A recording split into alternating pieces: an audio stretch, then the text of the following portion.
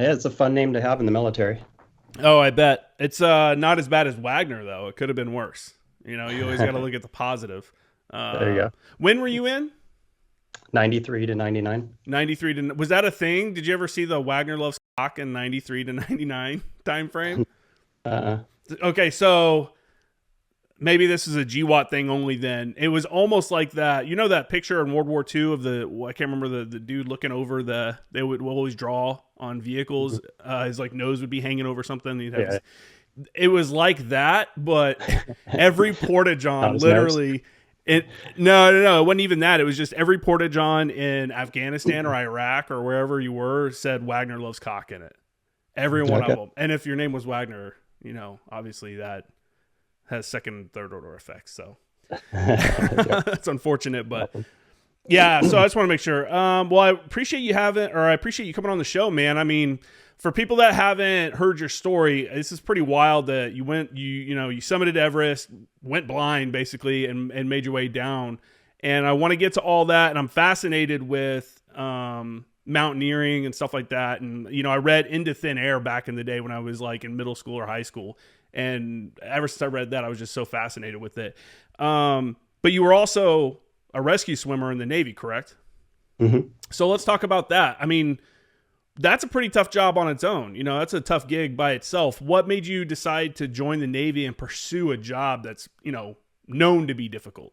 Yeah, I don't know. Just like yourself getting into JTAC, we're wired differently. And, there's, it's a special breed, I think. And you don't really realize that until you're presented with the opportunity. Mm-hmm. I didn't want to go in and just, clean toilets or anything, which I did plenty of that too. But, We all do. I wanted to at least set my eyes on something a little bit more extreme. And actually, my whole rescue swimmer class, the whole plan was for most of us to go into the SEAL teams. And right, after we've, finished it, most of us passed the end test, and it was right after the first Gulf War. So they kind of like recoiled on our ability to go right into that. So a lot of folks did later, but after my 6 years, I decided to get out. But I think really it just ultimately it just comes down to, how we're wired. And, I've always been into, outdoors and extreme things, and just pushing myself beyond the limits, just, never just really settling for mediocrity. But how did you even hear about that job? I mean, you grew up in Southern Oregon, correct? And basically Mhm. like an outdoor environment. How do you hear about a job like that? Yeah, especially in the 80s, right? So, Yeah. I went in 93, but still, there's no internet or anything back then. So Top Gun was they have when Goose, ejects out, and you got it was actually the Mm. coasties that came in and jumped the swimmers. I'm like, oh, that's kind of cool.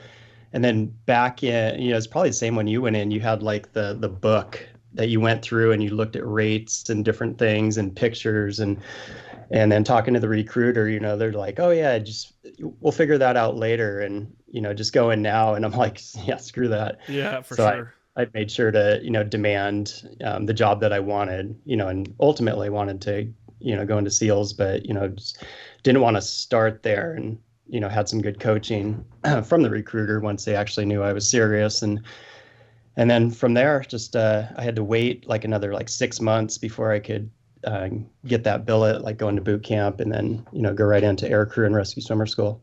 Yeah, I mean, that's funny that Top Gun pulled in someone else, but not a pilot, like made you want to come in Mhm. and do something else, those other jobs. I mean, it makes working on a flight deck look cool, even though that is not, I haven't worked on the flight deck, but it doesn't look cool. It doesn't look fun, when I was on ship and stuff. Yeah, I mean, it's legit. I mean, it's one of the most dangerous areas you could ever work. A It's hundred just so percent. much going on, and then permanent, hearing damage, and just everything else that, all the perks you get from just working out there. But it was cool to be able to actually take off and go see different parts of the world, and then come back to the carrier where like people are stuck on there for months at a time. Yeah. Yeah, you have the best gig or one of the best gigs on ship because you get to leave the ship occasionally.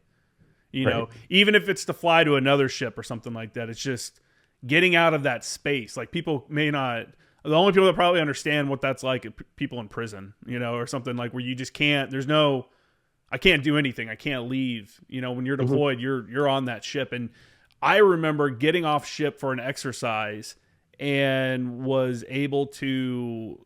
We started doing work in Kuwait, like with the Royal Marines and stuff, doing close air support stuff. And while we Hmm. were ashore, Camp Doha.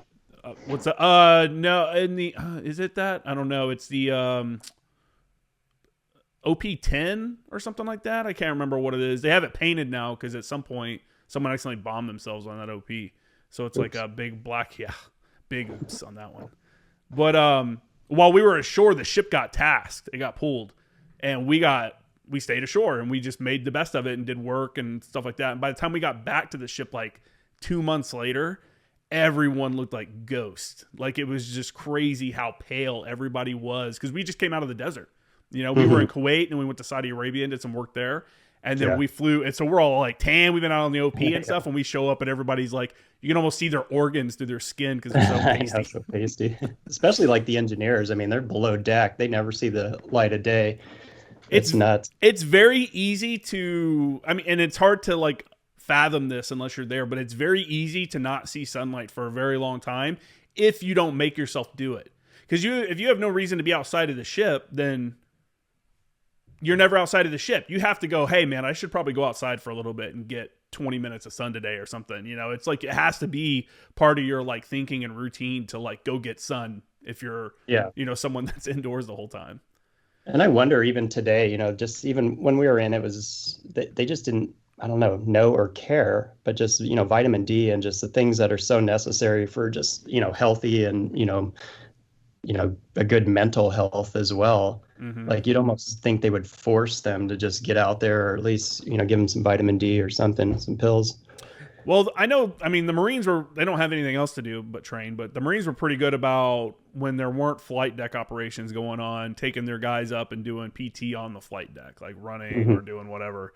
But yeah, it's just one of those things, man. And being a rescue swimmer, again, that's one of those cool jobs where you get to, leave that environment for a little bit. But cool jobs come with cool risk also. Yeah. That's an extremely dangerous job. So can you tell us kind of the role for people that don't know what the rescue swimmer does? Sure. So there's different versions of rescue swimmer. There's the surface swimmers, which are like on the boat, which, they, if there's like some sort of man overboard or something and the sea state's not too bad or it's close by, they'll launch like a little like rib and go and pick them up and they're attached to like a rope and stuff. So that's all good. But I was aviation rescue swimmer. So those are the guys and girls that fly in the helicopters and jump from the helicopters and rescue down pilots, kind of jack of all trades too. I mean, we're not just doing rescue swimmer, we're doing combat search and rescue, deploying Marine Corps, SEAL teams, EOD, anti surface warfare, anti-submarine warfare. So kind of like everything that you can imagine, vert rep, doing the supplies on and off the carrier or whatever ship you're on. But for the most part, it's, the main thing is aviation rescue swimmer. So if a F-18 ejects, someone has to pick that pilot up. And we would go into a 10-foot hover, 10, 15-foot hover jump, or if sea state's too bad or at night, we'll go down 60 feet on the hoist, go through our disentanglement, make sure there's no, medical emergency where we got to get a litter involved and, strap the pilot in and get him or her back to the aircraft and to the carrier to some sort of medical facility that has more of a clue than our advanced first aid. Our job was to keep them alive long enough to, get them to someone who had more of a clue. Mm-hmm. Now, would you say, is that something that really kind of separates you guys from like PJs? Is that you don't get that more advanced medical training like they do? Yeah, and even nowadays they have corpsmen that'll fly along, which is great. We would have, the advanced first aid, which is, pretty. It's definitely beyond like your normal, first aid. Some of the training we went through, but yeah, PJs are legit, doing IVs and everything else. They're also parachuting and just some of the like CSAR stuff that they're working on is more combat focused. I know like in the Navy, they're doing a lot more than that. I think when I was in, we were just kind of like, breaching the surface there. And then if you look at the extremes of like the HAL 3 Sea Wolves back in like Vietnam, they were like really paving the way, like, jumping out there and, getting downed pilots and, other crew, well, the Viet Cong were just, firing down on their position, losing a lot of helos. So it's like you get these extremes and, these ebbs and flows of the needs of the world and the military. And I think we're finally kind of getting to this point and where we have like a pretty good solution, and they're just ever evolving. So it's neat because I just finished another book, Calm in the Chaos, and the whole point of that book was to tell stories of these rescues that have never been told, back from the Apollo 13 extraction to Vietnam to stuff that I did to, current rescues and, survival, situations that there's just never been a book written about it. And I know a lot of people have been asking for it. So like, oh, I'm in a good opportunity, and, There's no books about rescue swimmers? there's PJ, there's Coast Guard, but there's none dedicated to Navy aviation rescue swimmers. Oh, I didn't Yeah. know. That's crazy. Yeah. With all the books that are out there, including the bad ones that are out there. That's crazy that there's not. That's, and that's kind of why I wanted to have you on the podcast, man, because one, I haven't had a rescue swimmer on. I haven't had a PJ on. I'd like to have more of both on just to kind of get those experiences, because they're doing something every day that the average person can't fathom. They're not doing it every day. Let's be honest, right? You're not jumping into the ocean every day. But when that call comes, they're ready to go, so every day they're ready to go out and do that crazy thing. And it's just got to be, is it what? So I often talk to people on the podcast and say, we talk about how the jobs are so inherently dangerous, but we do it so often and we put safeties in place that we kind of start to forget how dangerous it actually is. Outsiders looking in are like, "What? You guys are crazy." But you're like, "Oh, we do this all the time." Like is that how it is? Or are you stressed knowing like, fuck, I'm about to jump into this stormy ocean and get this dude? Yeah, I mean, we're human, right? But yeah, when you're working in I guess in the red all the time, like you have that adaptive unconscious of you can respond. You've trained so hard and it's so normalized. Mm-hmm. And I think anytime you get further away from that, that lessens. That's why we train so hard. That's why, there's such a high attrition rate in the school, because not everyone works well in oxygen deprived, underwater chaotic environments where someone sees you as flotation because they're panicked and you have to get control of them and get them in the helicopter safely without killing both of you. So it's they weed a lot of people out, and it's an interesting process. But yeah, I mean, every time you fly, every time you launch, you may have a mission set that you're on, and it can be anti-submarine warfare. It could be you need to go check out or take down a ship that's been taken over by enemy forces, and we're going to deploy a SEAL team or whatever. Or just you're sleeping in the middle of the night and EA6, back in my day, ejected, and there's 4 pilots in the water. 2 are dead, 2 are alive. Now launch. So you're like, yeah, you're amped and you're ready, but you're locked in. You're doing your job, but you never know truly what you're launching for. I got launched in the middle of the night because a major airliner went down off of the coast of Mexico, and I'm half asleep and didn't even like realize, like, is this real or not? Because you get launched so many times. Just you go into the head and taking a whiz, and then the duty dude comes in. He's like, dude, you got to launch now. And I'm like, oh, this is real. And take off. I'm still like, peeing in my shorts and go get dressed out in my wetsuit. And my crew chief is running out with a litter attached to his back and like gets hung up in the knee knockers, Mm-hmm. the watertight doors. And, next thing you're in the aircraft spinning up and launch, and you search through the night and don't find anything. And that's just how it is. So it's just constant, like Yeah. just amps, don't really know what you're launching for. We'll brief in the air, but you're ready for anything. And yeah, it's exciting, but it's emotionally, yeah, it's a roller coaster. What's that like to do a search? Man, an airliner going down, like being a part of a search for that has got to be crazy. Like, what can you would think something that large would be kind of, this is nighttime, so that's going to make it more difficult, obviously, but it'd be hard or it'd be easy to spot stuff. But I mean, we've seen cases in the past where airliners have gone down and we've never found them. We've never found any trace of them. Correct. Yeah. Like, what is it like to be on a search like that? Do you have to remind yourself constantly, like, I'm looking for, or because I can see how it could kind of get like you're just staring at the ocean. Yeah. Yeah. Yeah. Totally. You can get complacent. Yeah. So yeah, we'll do search patterns, last point of origin or whatever, just searching in those areas, and you're sweeping and you're looking out the horizon, and you'll see a reflection or something, and we divert, and now our pattern's been disrupted, and we're kind of, looking around there, and it's a false positive. And so it's the adrenaline high will amp at some point, it'll spike, and then it's just like tanks, and that just really does a toll on your body, as well as just the torque of the helicopter, because the G forces are just pulling you left and right. And so it's after 4 or 5 hours of flight, it's a lot.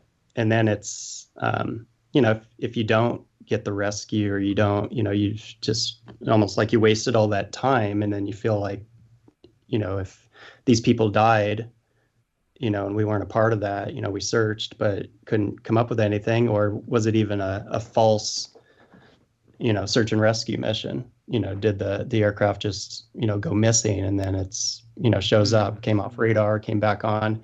A lot of times we don't even hear the end result of that. Oh, really? Man, that's wild, dude. That's Not such back in the 90s, at least. I don't know if things have changed, but So you mentioned your crew chief running out. That was a question I had was, are you considered a crew chief on the helo, or is that like, are you like a third man in the back? Like there's two crew chiefs and you, or how does the layout of the helo look? So yeah, so in my day, in the H60s, the Foxtrot and the hotels. So the Foxtrots were more anti-submarine, had the sonar dome and all that, so less space. And then we had the hotels, which were just pretty much gutted, more for CSAR, but more space. So if you're doing like a more significant rescue, you can fit more people in there. But back when I was in, we'd alternate. So we're all aviation rescue swimmers in the back. Mm-hmm. We would just alternate. Today, I'm going to be the hoist operator, the crew chief. You're going to dress out in the wetsuit. And, some people were just amped to get a rescue or something, so they wear the wetsuit all the time. When it's 140 degrees in the Persian Gulf, and last thing, like, oh, I'll be the crew chief today. Yeah. And then we have two pilots, the hack and then the co-pilot. Okay. So yeah, okay. I was wondering, I didn't know, because I mean, do you guys ever fly armed? You're talking about flying in the Persian Gulf. I mean, you're not just a rescue platform, obviously. Yeah. We'd have. So my first deployment in 94, 95, it was like M60s, and we were just transitioning to the M240s. So we'd be over in Kuwait, just lighting up like the tanks that were all out there, and the M60 after 5 shots, it'll jam. So the M240 was a nice change, and now they have, miniguns and Hellfire and all kinds of cool stuff. Yeah. But yeah, in those areas of the world, we'd always fly armed. Are there any rescues that really, that you think about and you're like, man, that was crazy, or that was awesome? Like, is there anything that stands out in your mind? Yeah, I mean, just they're so unique. So I think as time goes on, and it's just your normal job, you don't really think too much about it. And the fact that we're dealing with trauma on every level, every time. Mm-hmm. As soon as years, decades pass, you have time to kind of to settle in. And even writing this book kind of messed me up. Like, I didn't realize all of the stuff that I had stuffed. And it's always tough, because when we're in, we don't ever want to admit to anything that's harming us mentally, and then get in this comparative game of, this person got, shot down and they're no longer with us. That's a disabled veteran. That's not me. I can still function and whatever, maybe painful or maybe mental, whatever. Mm-hmm. But I think about, to answer your question, there's just so many unique um, launches that we would go on. Seeing a 46, the two propellers like coupling together and just crashing in front of us and launching to pick up the crew, and just seeing stuff like that. A medevac off of a submarine that had to emergency surface to get a guy off of there. So you're just hovering, matching the speed, and pulling someone up, and things like that are pretty unique. One of the maybe the most unique for my scenario is that things you don't see on the news is a Iraqi fishing boat that had sunk like 5 days earlier, like prior, and half the crew, like they were just holding on to like pieces of driftwood. Half the crew had been eaten by sharks, and the Jesus. other half was just swollen, just because the water will just like permeate the body. And we got launched, and we couldn't hoist them because they probably would have, their skin would have just degloved and slipped through. Oh, So we just held the M240 on them. We don't know if they're good or bad, right? They didn't look good, but they look barely alive. But that's where we launched actually some Marine Corps with some shotguns trained on them, and then jumped the rescue swimmers, or rolled the rescue swimmers out of the boat to like roll their bodies on, without separating their skin, and got them back on, and just barely alive. But it's these unique scenarios where I don't think I was trained necessarily for that, but I was basically trained for anything. So you respond to it. that's crazy. That's something, I mean, again, the average person doesn't even consider that you've been in the water for so long that your skin could just, slough off, like just be gone. That's, wow. What a miracle though, right? That you just came across them randomly? Yeah, it was early in the morning. So on the ship, you probably remember like the whistle they'll blow, like if there's some sort of alert. Mm-hmm. So it's kind of that. It was like launch the alert 30 helo. I happened to be on alert. That means we have to launch within 30 minutes, and we geared up, got out there, and yeah, just kind of had to assess the situation in the air. And yeah, fortunately, yeah, a miracle for those guys. Who knows where they're at today, and hopefully on the good side. Have you ever had anybody reach out to you that you rescued like later on in life, and just be like, "Hey, that No, was crazy. Thanks." it's hmm, not no, and it's very common. So like I've had rescues civilian wise, like in the mountains and different things as well. And I described one of them, and just because it's uniqueness, right place, right time, when I was on leave, and I was just fishing with my brother in Southern Oregon, way out of nowhere's land. Like, no one should be out there. Next thing, there's three heads bobbing down the high rapids. And before my brother even knew it was happening, I was in the water and rescued, I think, a 5-year-old girl who got swept away.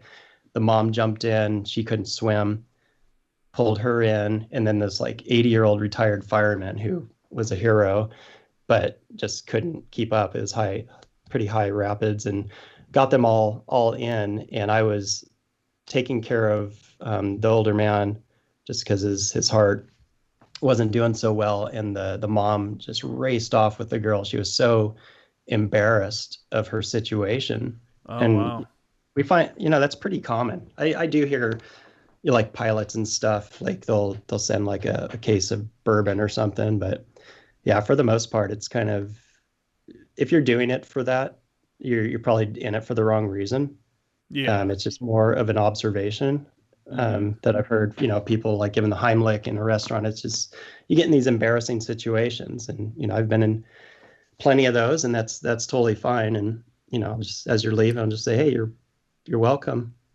Like, Yeah. Thanks for letting me see another day. Yeah, have a good life. Yeah, I definitely don't think you would be getting into it for that, but it's definitely. I mean, you hear about it, you see it on the news sometimes and stuff. They have those feel good stories where that, and that's a good feel. I think those are the kind of stories we should see more of. Like people that did heroic things or did things for their community like that and really stood out.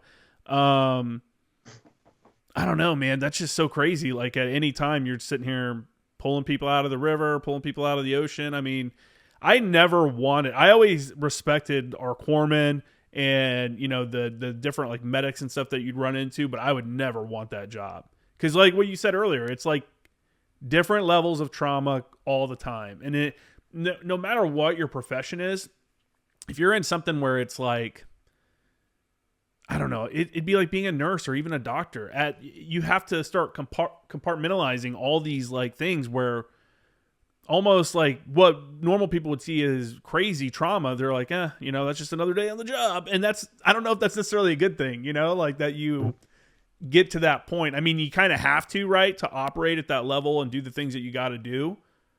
But at the same time, I feel like you kind of lose a little bit of your humanity when you're like that, right? Mm-hmm. Yeah, it definitely changes you. And I think being young, naive, that's, you can do anything at that point, everything. So you get into that and then you're in it and you're good at it. Mm-hmm. And you don't even realize that you're chasing trauma. So you get out, what do? You go climb Everest. Yeah. Yeah. So were you climbing before you got out of the military? No, I was stationed down in San Diego, did 2 deployments to the Persian Gulf with Operation Southern Freedom. And, I would get out and rappel and, do whatever, but I wasn't doing any high altitude mountaineering. That all happened after I got out. Yeah, I think the highest spot around here is Mount Baldy, and that's just over 10,000. So that's not what you're, anywhere near like Everest or Denali even, stuff like that. Yeah, it's I always like getting out and hiking and stuff, but mountaineering is completely different. It's so technical, the rope work, and I mentioned Mount Baldy because that's not too far from here, and I've actually gone up it, and you hear every year about someone dying on that mountain. Normally it's in the winter time, and it's normally when they're going across an area called Devil's Backbone, and they don't have crampons on or something like that, where they're not prepared to be doing what they're doing. And once you go down that side of Devil's Back, I'm not sure if you've been up there or not, but there's an area, it's like super narrow. And I imagine, I've only gone up in summertime, but I imagine in the wintertime, if you go off either side, it's a drop like hundreds of feet on each side. And it's only like 4 to 8 feet wide in some areas, as you're going across it. So I don't know. I've always thought that was great, doing stuff like that, like getting up there, but alpine work is on another level. So how do you get to that level where you're like, man, I want to strap on oxygen and all these ropes and, that's a whole nother level. Yeah, no, it is. I mean, you don't just show up and do it. It's a transition. So I went I think the right route and went through training with professionals. I live in Washington State, so I have Mount Rainier, 14,500 foot peak, highly glaciated. So it's just a great, like even in our, like the North Cascades, like we have so many different options, just a variety of good training mountains. So just getting out there, doing some winter ascents and, working with a team, understanding all that. And then to the point where you're going to tackle something like Denali or Everest, some of these bigger, more dangerous peaks, you want to be able to guide on some of the smaller ones. So I've, got into that where I'm actually leading, because there's one thing if you're just, trailing along tied up to a rope, there's a lot there and it's dangerous and everything else. But once you're in charge, and not only just in charge technically, but like assessing the mental state of every person and their technical abilities, and, you live and die by these decisions. I think at that point you gain that confidence and you learn so much. You come back and, assess, okay, this didn't go so well, or I made a maybe not such a great choice here, or I made a great choice here. I'm glad I turned us around because we'd probably be dead otherwise. Mm-hmm. Yeah, I mean, how often, having gone out again hiking and stuff quite a bit, how often are you running into people that are trying to climb even some of these smaller mountains that are just not prepared for it? Like showing Oh up yeah, like, who are you, man? What are you doing? yeah, always. And I've had to rope people up, put a bowline in the middle of our rope, and like get people down like Mount Baker because they didn't have the right gear, and I mean, they'd probably be dead otherwise. There's no way. It's dangerous. It's a split up mountain. There's crevasses everywhere. And if I wasn't there, I would hope someone else would have helped, but you never know because then you hear these stories of people, and the headlines will always say like experienced, Mm-hmm. but experienced because they've walked around the park a few times with a weighted vest. Well, once you get up in these these areas that are just unforgivable, like you said, in Baldy, like the drop there, like if you accelerate off of that, especially if there's ice on it, like it's game over. You can't pull out of that. Yeah. Yeah, it blows my mind every time I go out and do. There's another spot out there in the San Gabriel Mountains called the Bridge to Nowhere, and it's like a 10-mile round trip. No, is it round trip? Yeah, I think it's 10 miles round trip hike. And I remember hiking out one day and I was going to camp out there. There's a spot. It's a bridge that the roads got washed away in like the 20s or 30s. And they never rebuilt the roads because there was another bridge that satisfied the need. It just wasn't worth it. So there's this crazy arch bridge out in the wilderness. They actually do bungee jumping off of it on Saturdays, I think. And Nice. I remember hiking out and getting ready to set up camp, and there was this older gentleman, and this is 5 miles. Now it's daytime, it's summertime, so it's like in the 80s, upper 80s. There's this older gentleman that comes down to the river with this lady, and I see him like he's got one of those like 1 liter water bottles, and he like finishes it. And I'm like sitting there just kind of doing my thing, and I don't want to bother him. And I'm like, man, they don't have any. I don't see any other water on these guys or on either one of them. I'm like, hey man, you need some water? And he's like, no, I'm okay. And I'm like, are you sure? I was like, I got a pump and a filter right here, right here on the river. I'll just fill you up. And he's just like, are you sure? Is it okay? And I'm like, yeah, dude. And he's like, man, you must be some kind of country boy, out here doing that. And I'm like, I just don't want to die in the wilderness, like that's crazy. You're like, this guy had to be in his 60s and he was about to hike 5 miles in the heat with no water. And I was just like, dude, you're not going to make it back. Let me get you some water and stuff. And Yeah. it's just seeing that though, it's like crazy that people put themselves in that situation. Mhm. And then, a guy like you had to come around and rescue him. Did you But that's do? why like Mount Hood and like some of these more accessible peaks, you'll have a lot more deaths because they're right there. And Yeah. it's like, oh, not even realize, okay, I'm going to get at altitude or I'm going to fall in a crevasse. And you're not only putting yourself, but others at risk. Mm-hmm. And then those that, are going to have to, give up their summit or whatever to help rescue you. And yeah, it's just, I don't know. It's this whole emotional intelligence, this lack of situational awareness, I think. And, who knows? And social media probably doesn't help because, Yeah. I could put a selfie on a cool peak and people look at me and like, you don't look like much. And then the next thing, I'm like, I'm not much, but I have a little experience. I know what I'm doing though. Yeah. That's like I was talking to someone the other day. I was talking to I think it was one of the Delta guys I had on, and we were talking about map work, being able to understand like contour lines and stuff like that. How it makes moving through the woods so much easier because you understand like it's not a straight. It'd be easier to go this way, and those technical things, are skills that you have to kind of learn and then hone along the way to become proficient enough to tackle like something like Everest. Now, let's say I come to you and I'm like, hey man, I want to climb Everest. I hike. The longest hike I've ever done is 45 miles, but it's mostly flat land. The highest peak I've been on is Baldy, 10,000 feet. What should I do to prep? What's like the easy like entry level into technical climbing, like mountain, Hmm. Yeah, and yes, I get that often. So, and I'm happy to have these conversations. But a lot of it's like really truly assessing, why do you want to do this? Mm-hmm. Let's kick it back because if it's to tag a peak or you see the media and it's like anyone can do it type thing. Like that's not the reality. Like you may Hmm. have a handful of bad actors or people that have paid and are still up there. They've never made it down, or they just happened to thread that needle and they survived. You got to do it for the right reason. But if you don't have a portfolio of other peaks and skills and, just knowledge of those experiences leading up, you don't, Everest can be on that long-term plan, but I mean, that could be 5+ years out. There's a lot of other peaks to just see how you'll do. Hmm. 10,000 is, if that's your highest point, that's where, planes start pressurizing. So Yeah, that's nothing. yeah, yeah. So you don't need anything at that point. So you don't know how you're going to respond at higher altitudes. So you definitely want to get higher just to see, because not everybody can respond well to altitude. And you don't mess around with the death zone, Yeah. when you're in the Himalayas, because you will pass out and die.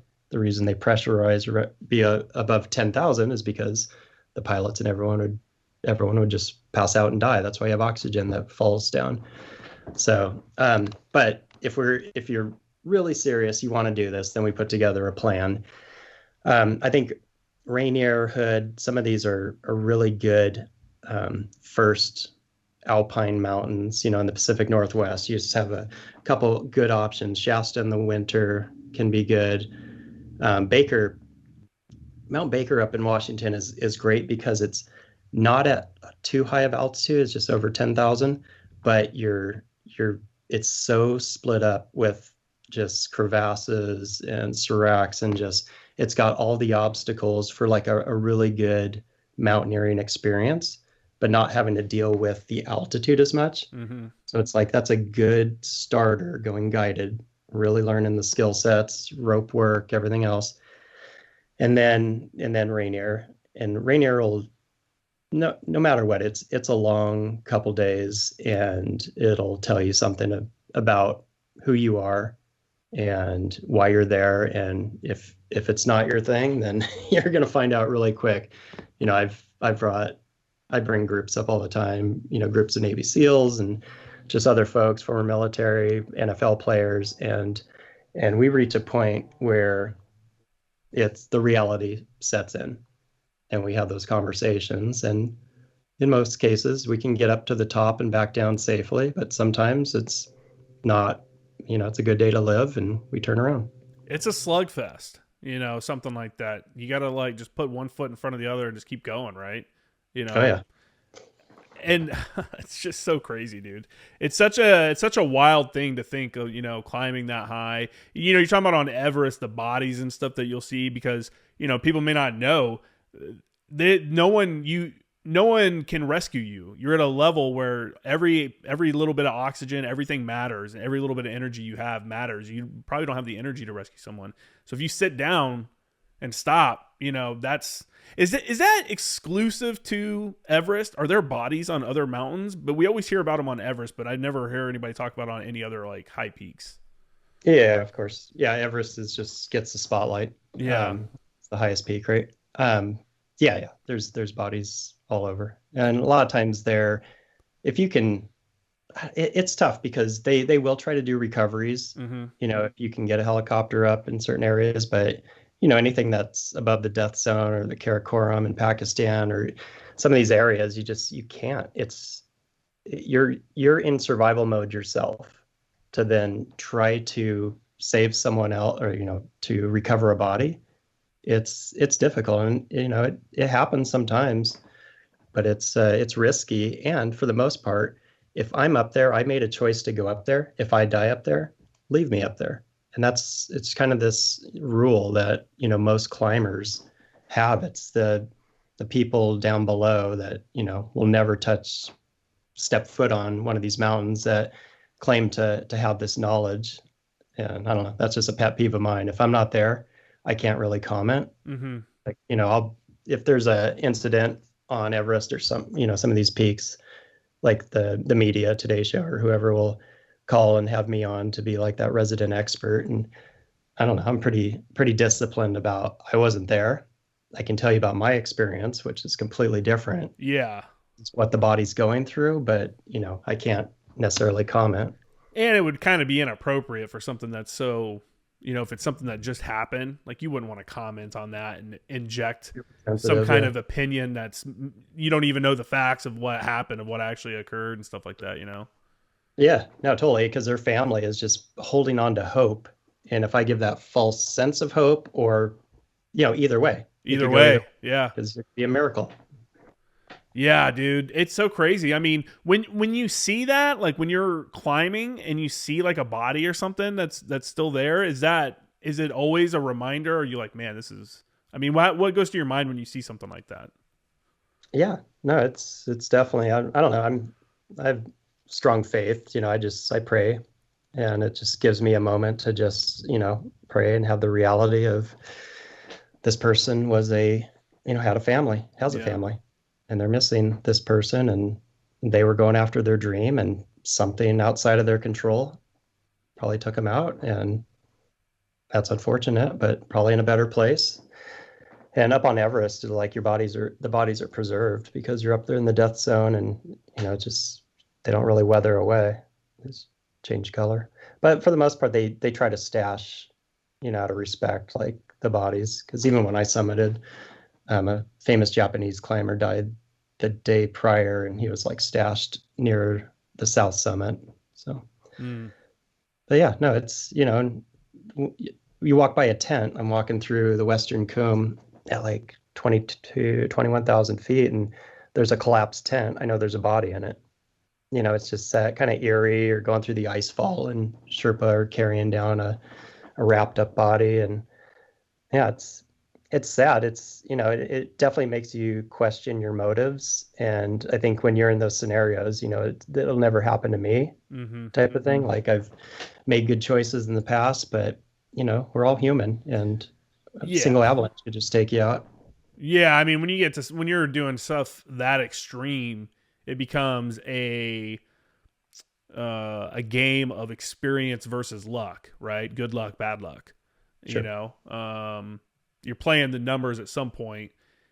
It's I don't know. It's again though, people love it. People think it's worth it, and they continue to go up. They know the risk. It's not like any people don't know it's hard to get up Everest and that it's a deadly place. Especially after incidents that occur, like I was talking about earlier, that Into Thin Air book. I think it was 96 or 95, an incident. 96. Yeah, where a whole bunch of people got lost up, because of some storms that rolled in. Those things Yeah. unfortunately happen. Yeah.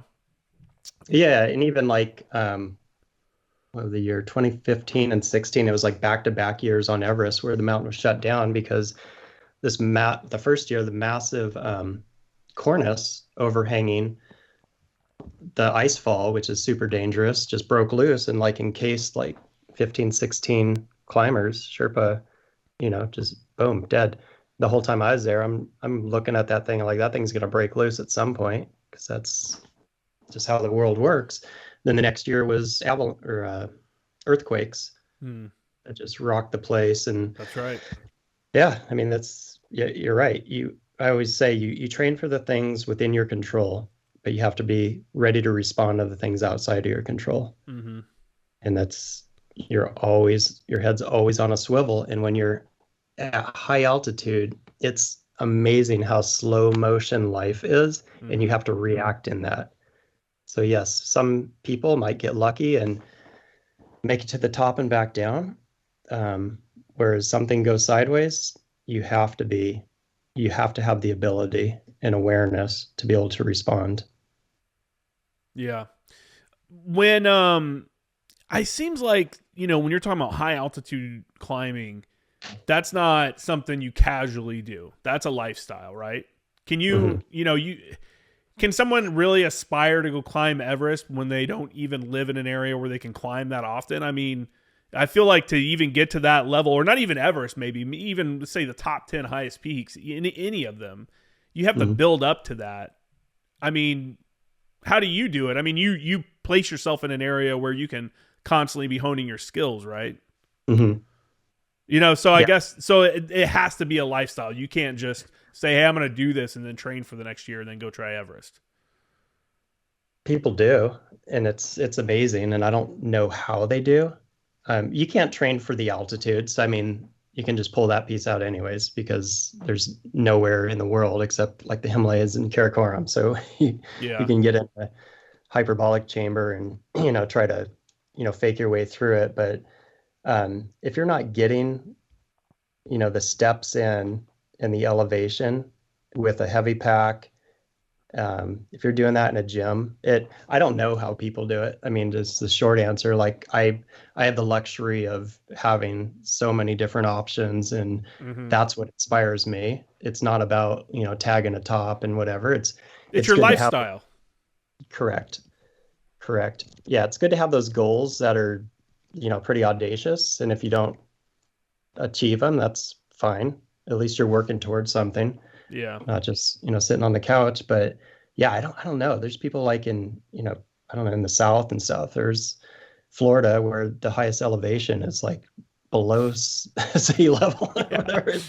Yeah. I don't know how they do it. Yeah, willpower, right? I mean, when I Mhm. was in high school, I remember someone, I think he was either local to my town or he may have been a graduate from my high school, I can't remember.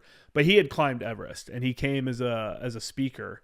And it was not long, probably a couple years after I read Into Thin Air, and I remember just thinking he said the same thing, like he said that he trained for a year to do that climb, and I'm like, man, that's really, you can just train for.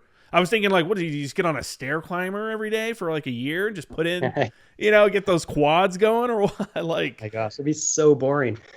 But there's so much more than just fitness that goes into climbing these peaks. I mean, you're immersed in these other countries. There's technical, like in Everest, there's the Khumbu ice fall. I mean, it's mm-hmm, a river of building-sized blocks of ice. You're crossing ladders. You got the temperatures, you got avalanches kicking off. There's so many variables. I mean, even just getting to base camp is 38 miles on foot, mm-hmm, going from 9,000 to 17,500. So it's like just getting to base camp is legit. Base camp is higher than any 3,000 feet higher than any peak in the lower 48. So when you just consider that, just getting to base camp is pretty impressive for a lot of people. And then you look at this massive like obstacle, this Khumbu ice fall, and it's like, holy crap. And I got to go through that like, 6 to 8 times as I'm acclimating. yeah, that's right, that's right. I actually knew a Marine officer who, I think he might have gotten out and done that. I can't remember, but he went and did the hike to base camp and ended up getting altitude sickness. Mhm. And it's like, it's crazy. Like, you have to, does that, when you go and you're doing these high peaks all the time, do you acclimate faster? Does that No, something you never get used to that, right? no. Well, so it depends. So I have some guiding friends. They're like, in fact, they're going for their summit right now on Everest. Nice. They travel the sun, so they're always at altitude. Yeah. So it takes a long time, and I can just kind of go through the process. So Everest is at 29,035 feet. So same altitude major jet airliners cruise at. So if you were to pluck your body from where you're at or where I'm at, go on the surface, you would just pass out and die. So in order to survive, you have to acclimate. So you climb high, sleep low. So you go up to these oxygen deprived, forcing your body into these areas, which then creates more red blood cells in your body, which carry oxygen. So that's the process of acclimatization. So then you keep going a little bit further up, come back down, rest for a few days, then head back up. And pretty much Camp 3 on Everest at 23,000 feet is as high as you can acclimate, because above that, you're getting in the death zone at 26,000 feet, where there's only a third of the air, third of the ozone. You just can't survive long. If you cut your finger, it won't heal. And that's really where you start using supplemental oxygen, where it just mixes with the outside air. Mm-hmm. It's not like scuba, because if you came off oxygen, you would just, again, die. So it's that extra weight, but, it's that balance of, survival and not. But yeah, as far as like holding on to that, it could take a long time. There's a month of acclimatization before you even consider going for the summit on Everest. but then you'll lose it just, within a week. Mm. And it's quick. It's nice when you have it, because you can come back and like run a marathon on your hands. Yeah. Like, I bet. Yeah. After being at that kind of altitude, for sure. Yeah, that's interesting. I remember even climbing up the first time I went to Baldy. I'm at sea level, and I drove up to where you start, which is at 6,000 feet. And then the top is just over 10,000 feet. And that last like quarter mile or so, I mean, I could see the top was just killer on my cat. Like my muscles were locking up. And I think it was mostly, I don't think I was dehydrated. I think it was mostly, that was my first time like climbing like that up into that mortar. And that's like like you said, that's like the entry level of, oh no, there's less oxygen, and that's like the most. So even I can't imagine that acclimatizing for that long. I mean, God, the dedication is just out of control.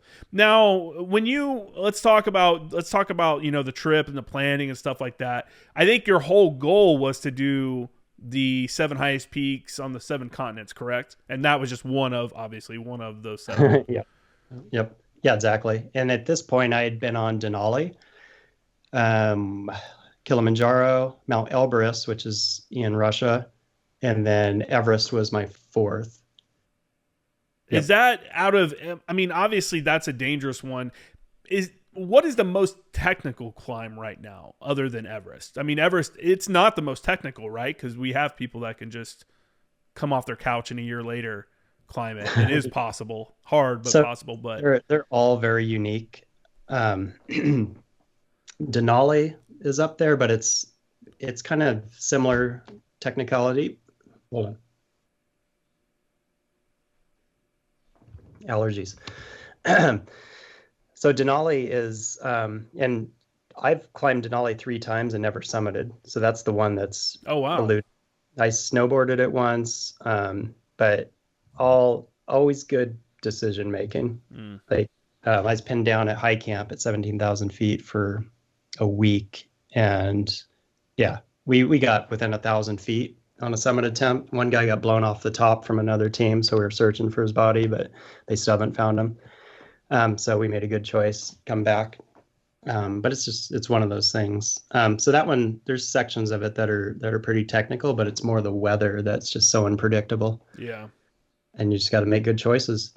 Down in Antarctica, Vinson Massif is amazing. It's like kind of a mini, I mean, it's still up there with the barometric pressure. It feels like just under 20,000 feet, even though it's at 16.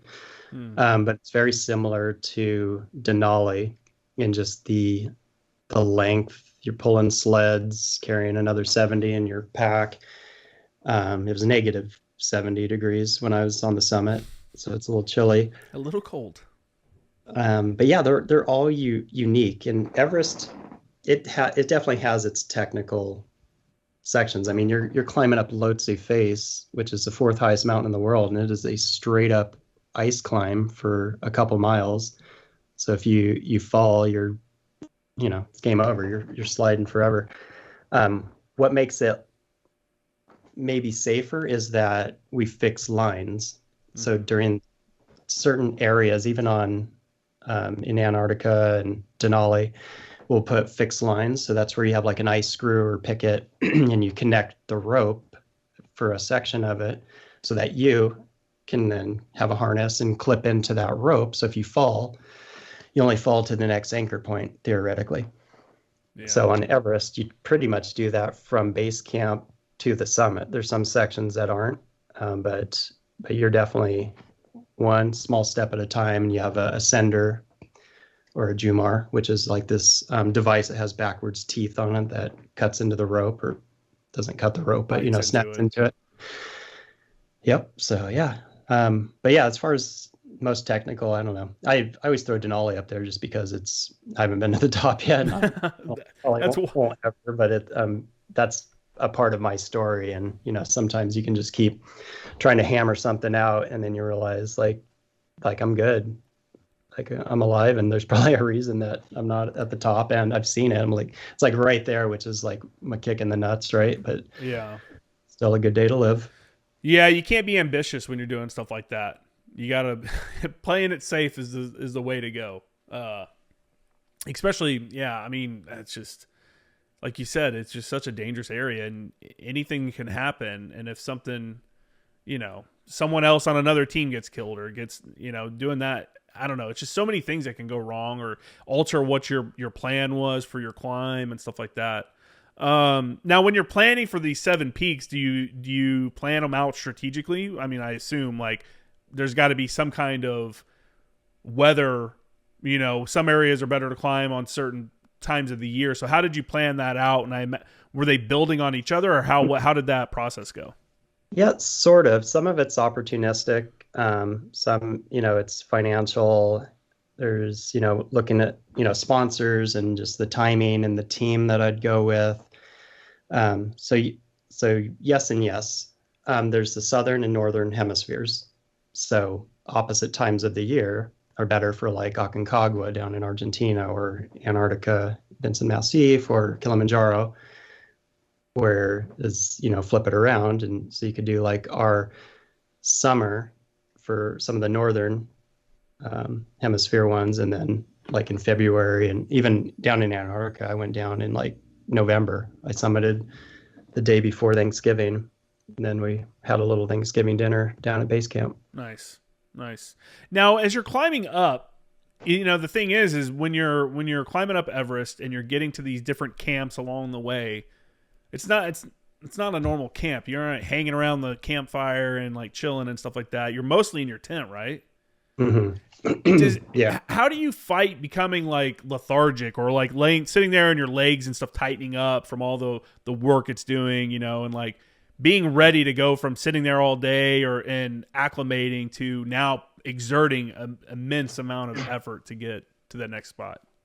Yeah, you're definitely losing it as you're there. But like even when I was there, I went from base camp, went all the way down like 15 miles, and then climbed Island Peak, a 20,000 foot peak.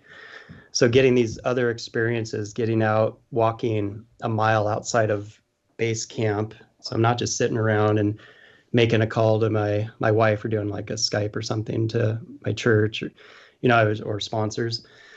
So I don't know. I was always pretty active. As you get higher up, it's tough because you want to conserve that energy as well. So you don't want to be doing like too much, but not too little. So it's just a constant game of assessing your own physical abilities, mm-hmm. but also mentally and emotionally, spiritually, just, making sure you're focused. And, it's so easy to just overthink mountain climbing. Like when you just break it down in its simplest form, it's pretty stupid.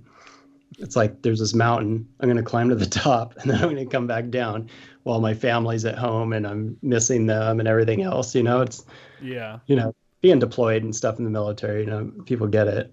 But normal people that don't have those experiences don't really get it. Yeah, you get waves of like sadness, events happen. You're like, man, I could have been there for that, but I'm out here doing this thing, Yep.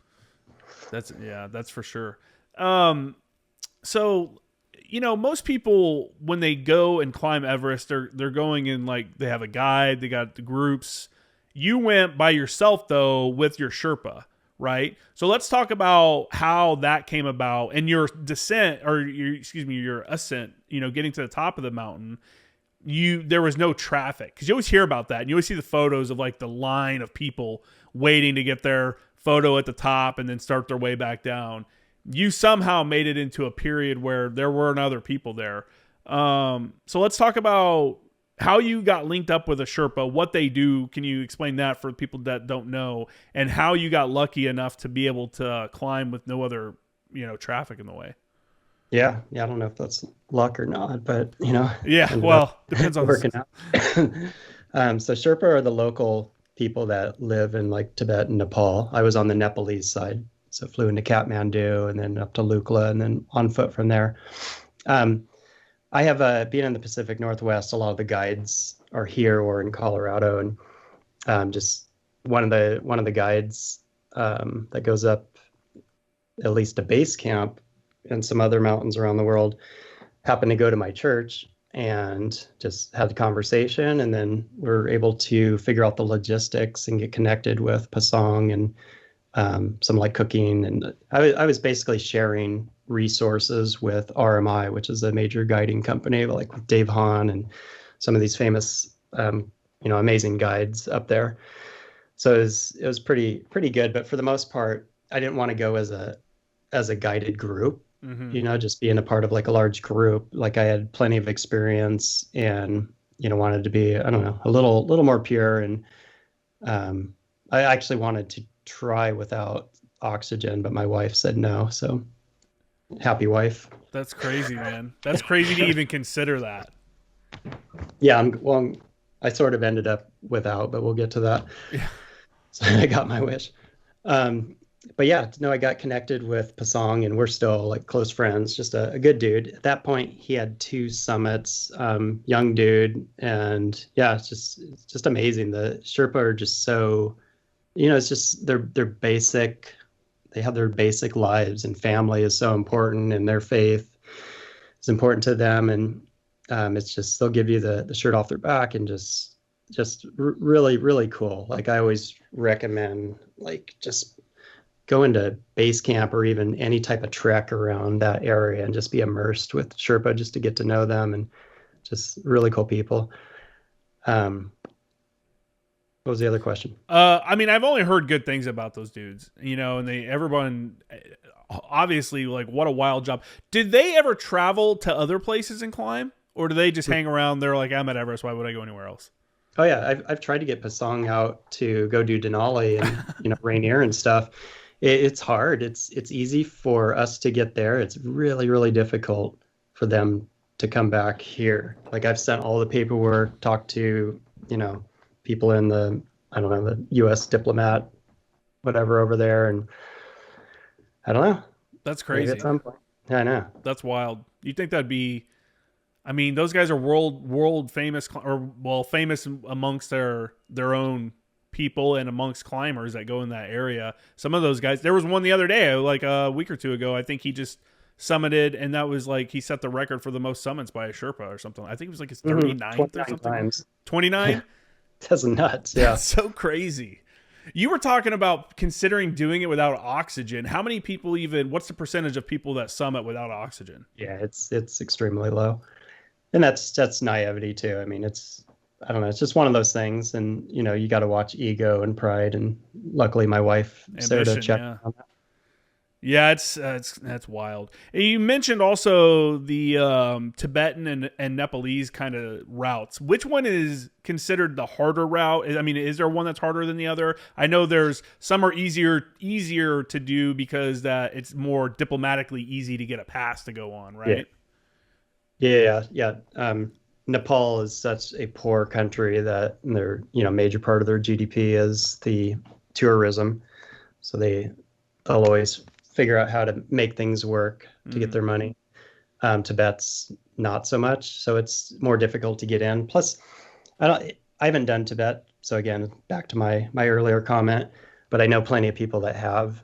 It seems like the weather is quite a bit worse on the northern side, just the way that where they're exposed and the weather comes in. You drive to base camp, so you don't have to hike in that far. You have the second step, which is like a ladder right near the summit, and that can be a little sketchy, when you're trying to work a little technically getting up something like that, because if you fall, you're falling for a couple miles. But on the Nepalese side, just to me, it just seemed more interesting.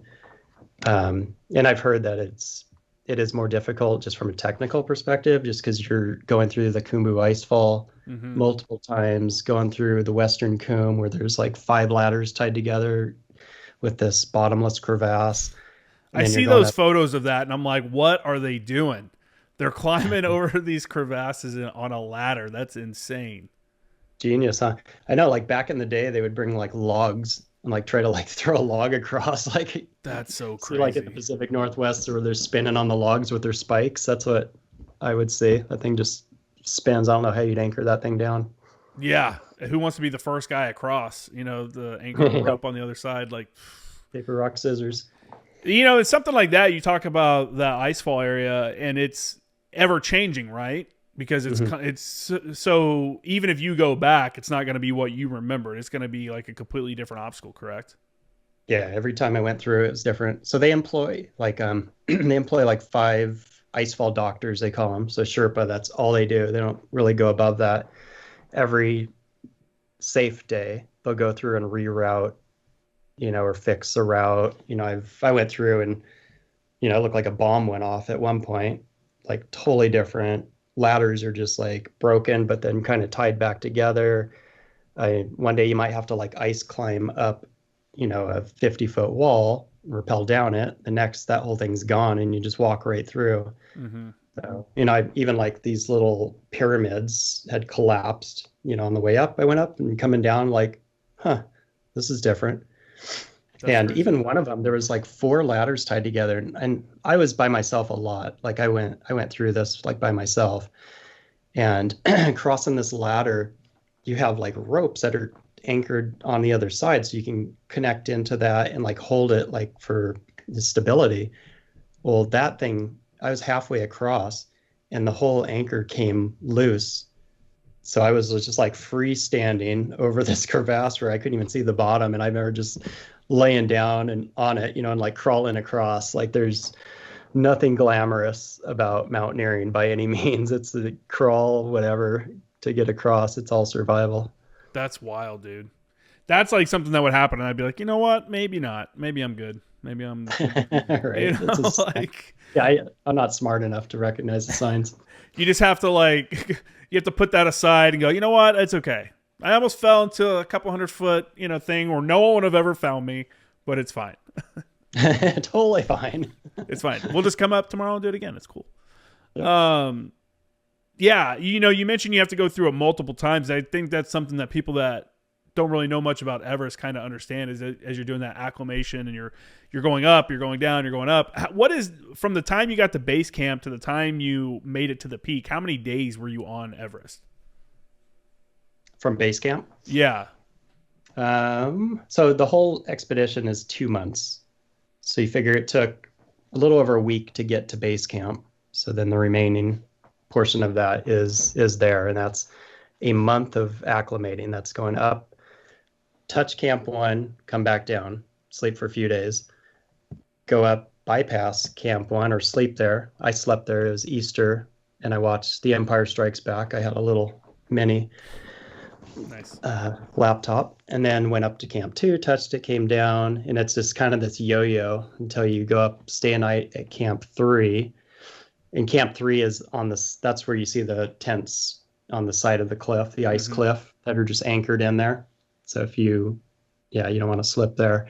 So you're pretty much always just kind of roped up, and everything's just attached to the ice wall. But when you're in the tent, you can't even tell until you open the vestibule, and you're like, oh gosh, we're up here. Don't mess that up. Can't just step out and use the bathroom real quick. No. You just arc it out. Yeah. Oh man. And bring a bottle. So I had like a Gatorade bottle or whatever. You want to make sure you get the right bottle. So you take a swig of. Oh yeah, that would be no good. And so every day you're just learning more about the mountain. You're learning more about the path you're taking and stuff like that. And as someone that's been doing mountaineering for a while at this point, and this is like the pinnacle for a lot of people, what did it feel like to actually be working your way through these iconic areas of Mount Everest? Yeah, it's surreal. So I've read all the books that you've read, and anytime you read a book, I think in your mind you put the characters, you just form a character. It's the same with, depending how they describe an area, you form this in your mind. And all of that was different. So I had it in my mind, like even like the icefall was on the opposite side of camp type of thing. So it was like, it just felt all like, I don't know, just shattered all of my own thoughts, but it was so surreal to just create these impressions and these, where you have limited time and you want to like capture it all and embrace it, at the same time get it done with. It's like this extreme, both ways. But it is amazing when you're on these things and you've read these books and these stories, and I've followed other climbers and their amazing experiences, and just to be walking there, and at the same time some of those amazing guides are still there, and I'm interacting with them as we're passing each other in different areas. So yeah, it was awesome. I guess to sum it up. Yeah. So when it gets to the day, the summit day, what's going through your mind? Like, today's the day, we're ready to go. Let's get this, let's get going. Yeah, it is nuts because I've summited, I've soloed a lot of mountains. What's interesting is my job. Flashback to the military. My job is one of very few where we're on our own. Mm-hmm. You jump from the helicopter. In most jobs you're a part of a team, and we're still part of a team, the air crew. But once I'm in the water, it's me. And it's might be hand to hand, with a survivor who's not happy or whatever. So I think I'm just comfortable in that. So I train a lot by myself. I've soloed a lot of mountains myself. So I was on the mountain quite a bit by myself, but Pasang was with me and heading up towards the summit. So you actually start at Camp 3. So you don't spend too much time at the high camp. That's in the death zone, the South Col at 26,000 feet. So when we were heading up, you got to go another mile just straight up this rock and ice face. And there was like 70-mile-an-hour winds. It was legit. Most people, there was a couple groups that attempted the summit. I think a couple did make it. The Japanese climber I mentioned earlier did not. He passed away. But most people retreated and they were heading down. But we had triangulated the weather, and the next day would be sufficient for a summit. It's just, you get some crazy weather up there, and you have to, there's only a couple days where you can summit on Everest. Because the monsoon season comes in and you just get these crazy winds and weather. So going up, it was tough, because it seemed like every step forward, it was just, you had to time it within the wind gusts of like pushing you back, but you just take a step, hunker down, take another step, and it just took a while. So a lot of times, you're not even thinking about just how surreal the fact that you're actually making a summit push is. It's like, I just need to get to point B. Mm-hmm. Like, so you just, break these little milestones down and just, accomplish these little goals. But that's where I had ended up cracking my goggles. Do you want me just to get into this? Yeah. Okay.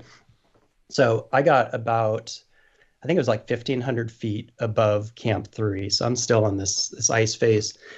And the weather would just fluctuate. And that's what's crazy is, as soon as a calm comes, you're roasting, because I'm in this full down suit, oxygen, goggles, gloves, massive boots that go up to your knees, crampons, harness.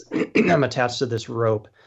And as soon as it stops, it's like 80 degrees. So you have to really kind of unzip and, just make sure you don't go from like sweating to hypothermic to, so you're totally just managing this whole scene, this personal scene, because everyone's body is different. So I stopped to get a drink and I anchored off. And again, I'm like on this wall. And as soon as I anchored off, I had a carabiner with some webbing into an anchor point. I have to remove my mask and my goggles and my mask to then, be able to find my mouth so I could actually drink.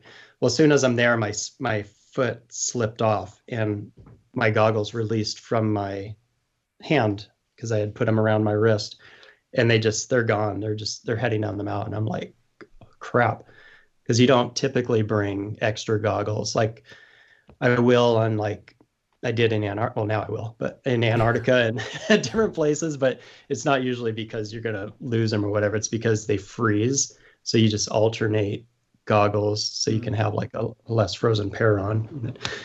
But they went down, and I thought they were gone. But looking down, like about 1,000 or 500 feet, probably, there was some Sherpa that were coming up to a higher Camp 3, and they were waving at me. And they were like pointing that they got the goggles. So that's a miracle in itself. Mm-hmm. So I told Pasang, you go up to high camp. I'm going to rappel down. So I left my bag, my oxygen, everything. I wrapped down, got to them. And when I saw them, they were cracked so goggles have two lenses. The internal lens was cracked. So I put them on, and then with the contrast of my warm breath and the cold outside, they were freezing between the layers. So I couldn't really see too well, but I donned them and I continued up, climbed back up, got my gear and kept moving. I eventually just ripped out the internal lens that was cracked and just tossed it. So then effectively cut their effectiveness in half. So not realizing at the time, and I have blue eyes, so I'm more susceptible to the bright lights. So made it up to high camp, 26,000 feet. Searched for Pasang. There's a few tents. A lot of them were collapsed just because of the high winds, and found him. And then, we made some radio calls just to make sure we were good to go for that night. Because on highly glaciated peaks, you climb through the night because that's when the ice is the most frozen. Once the sun comes up, things become very unstable. All those anchor points are metal. So those are conductors of heat, so they can melt out. So it just becomes more dangerous, avalanches, everything else. So you always want to climb through the night, try to get to the summit when the sun is rising, and then use gravity to get your way back down. So we laid in our tents with eyes wide open, trying to get some rest. It's not possible because it's like, okay, we're going for the summit. And around 8, 9 o'clock, the sun went down. It was pretty amazing to watch the sun go down at the highest camp in the world. Took a couple pics, and then we geared up and started heading up. And from there, it's slow moving. And I don't think we realized at the time we were the only two people going for the summit on either side, the Tibet or Nepalese side. So again, very, very unusual because you only have a couple days where you can summit. There's only one way up, one way down, which is why when you see crowds, that amount of people on any other peak wouldn't be that many people. It's just when you're in a line, and everyone's, brave behind a keyboard, they make their comments, and that's just kind of how it is. In my situation, I was, it's just Pasang and myself. So it's pretty amazing from that perspective.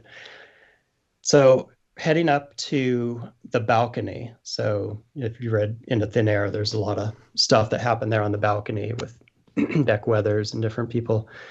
And I started edging away from Pasang.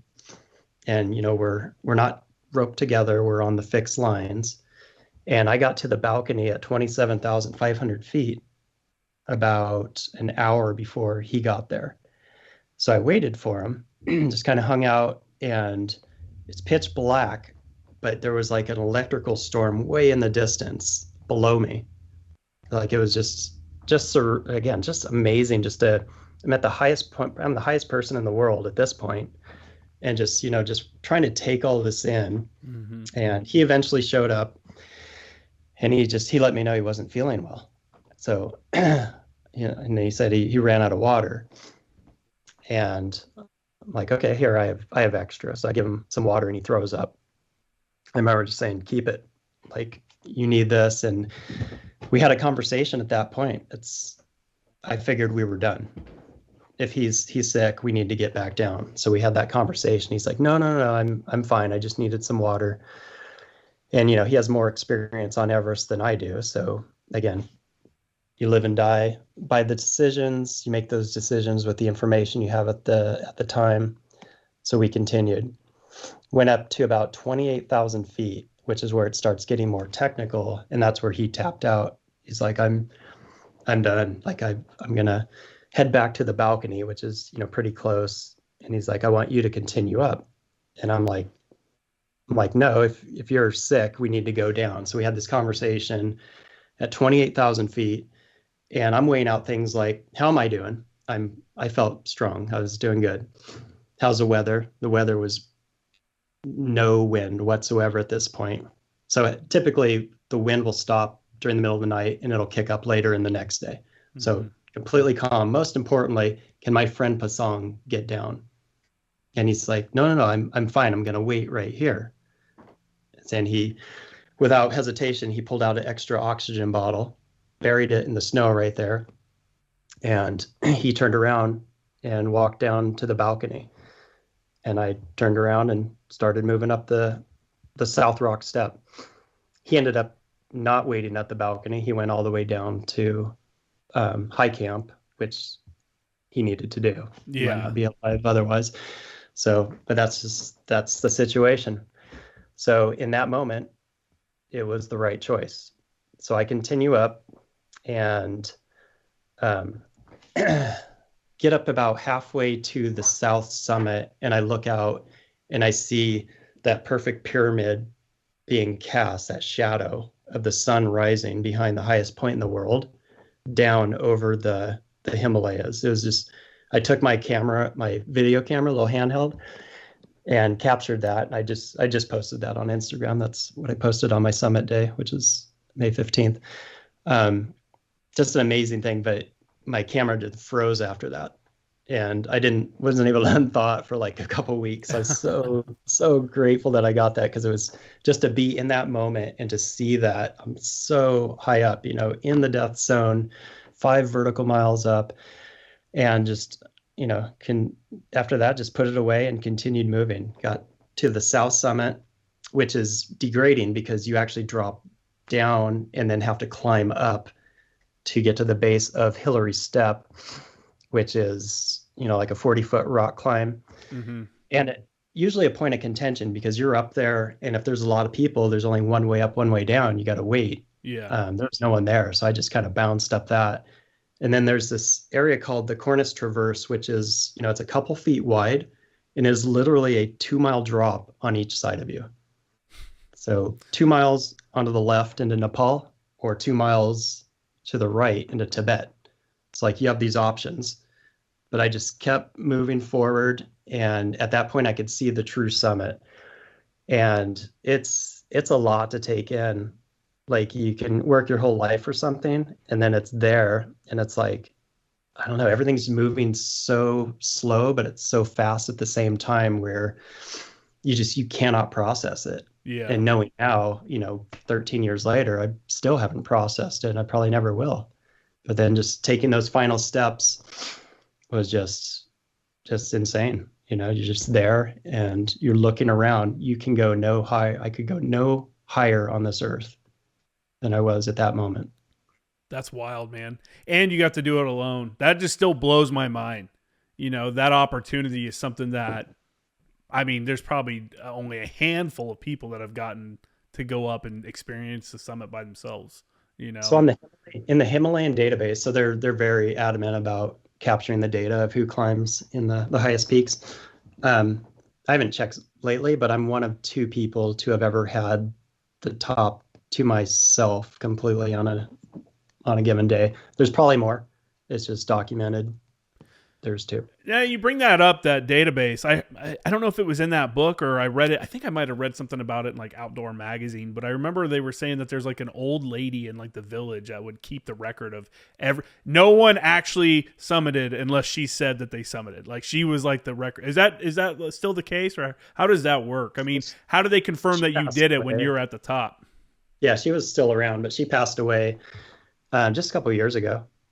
So yeah, I don't know who's doing it now. But I still, yeah, it was still a process. Like, I had to submit pictures, selfies, times, like radio calls, like all of that. So yeah, it's good. I mean, some people, I don't know, with AI now, I guess you and I could get on the top right now if we wanted. I remember a few years ago, someone got called out for faking it. There was they had a fake photo. They had a photo that said that, that they said they made it to the summit, but something in their photo, like, no, you didn't. And so they weren't, I think they were actually on Everest, but they never actually summited. And there's something with the photo. I don't know if it was photoshopped, or maybe the photo they took wasn't where they said they were, or something like that. Yeah, they it's take it crazy. seriously. They should, though. Well, they should, but I mean, flip it around. Like, who the heck would lie about something like that? Like, for what reason are you doing it? Like, that's just, I mean, fame, right? Or, some kind of notoriety. Imagine all the people that lie about serving in the military, Yeah. Yeah. And think of this Valid. too. Think about the guys that are in the military that lie about the shit that they did after they got out. And it's like, bro, you did enough. Like, what are you lying about? What are you doing? I know, man. Go to a therapy session with those guys, because they're definitely trying to check some box that they never got from their family or something. I don't know, man. I agree. Yeah, so I'm not surprised that people would lie or fake it or whatever, but it's I do remember, and I always thought that was super cool that there was like a lady that she was like the one person that everyone went to verify if someone had been up. I saw a list online the other day, a website, but I don't know if it's like an official list or anything. But man, so how long did you spend at the summit? Yeah, that's the thing, right? You could spend your whole life trying to get there, and you cannot stay for long, and that's a lot of summits. It's too dangerous. So I don't know time wise. I know it was less than an hour. I know I had time to make a radio call down, and like that was tough in itself. I had to practice a few times. Like I didn't realize how choked up I was, and I didn't want to like come across as like that was my voice breaking. Yeah, totally. It's funny the things you think about. But yeah, there's like anybody would judge you. You're on top of the world. You just climbed Everest. Look at this pussy crying. Totally. How dare you be happy? Well, that's me. But yeah, just made a radio call down and, talked to some people that were down at, one of the main people that was sharing the camp, one of my camps, he was coming up, going to make his attempt that night. So he was at Camp 3. And I'd been climbing with him and Lakba, his Sherpa, who had 5 summits at that point. And at that point, no one knew I was alone. So that radio call was pretty significant, because he's like, congratulations. He's like, you and Pasang, be careful on your way down. And it was at that moment it registers like, oh, that's cool. But Pasang went down like over an hour ago. He's like, you're alone? He's like, yeah. He's like, be careful. And we had a conversation after, and I have it in my book, Blind Descent, their conversation, but he asked Lakba, who knew me and, had been climbing with me, knew my skill set, just how long it was going to take for me to get down to high camp. And he's like, oh, Brian, it'll be maybe 2-3 hours. And they wouldn't hear from me for 7. Yeah. I can't imagine what they were thinking, obviously thinking the worst. You might be a little late, but once you start pushing that 5, 6, 7 hour timeline, they're probably like, man, it's, before we talk about the descent and everything, what's it like to what's the sky look like on top of Everest? Is it darker? Is it like, tell us some of the things that are just so different that you just, you have to kind of be there to see it. It's tough to take it all in, because you hear so many stories, and then you start trying to like look for those, like the curvature of the earth and everything else. I honestly, I did take a dump, and tell me you took a dump on this. I did. So I don't know if it's a record or something, but I lit it up. I mean, the pressure and everything. So it's hard to go. And the wind was kicking up. So it's like you go to wipe and the wind would, just launch. So I kind of crapped in Nepal and wiped in Tibet. So to the winds. How do you, even that's got to be hard though, right? When you're talking about, you're in the negative temperatures. I don't know what it is at the summit. It's got to be negative temperatures. Yeah. I'm sure it was at least -30 with wind chill, maybe wild. More. How do you not get frostbite on your ass cheeks when you're trying to hurry up and pinch one off? So like the down suit has like a back zipper flap.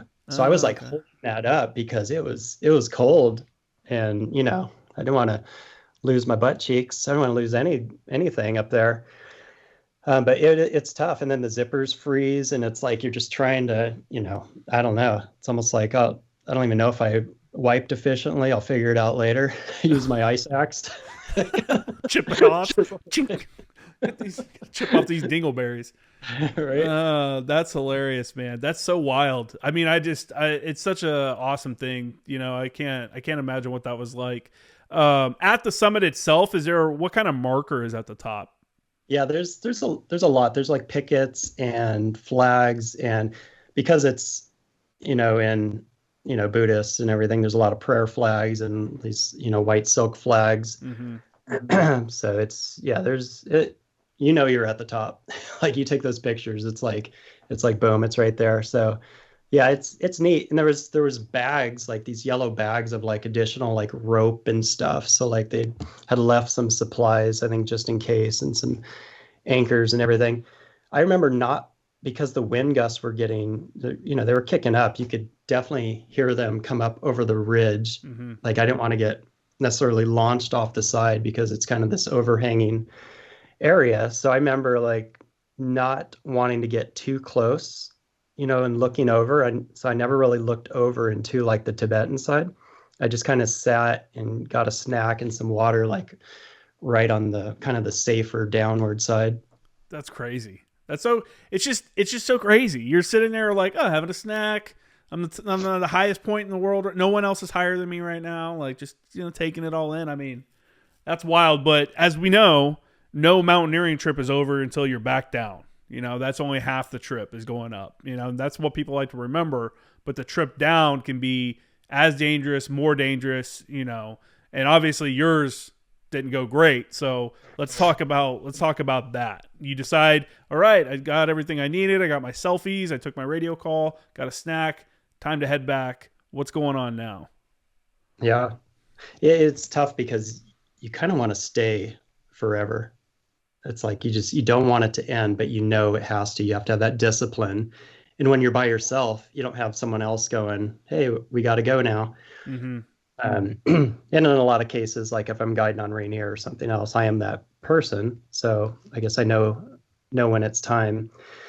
So I stood up, got all my gear just back together, and just started heading down. And yes, most accidents occur on the way down because the weather can change. The sun is up, things become less stable, but a lot of times people blow their load on the way up. I mean, you're given everything to get up there.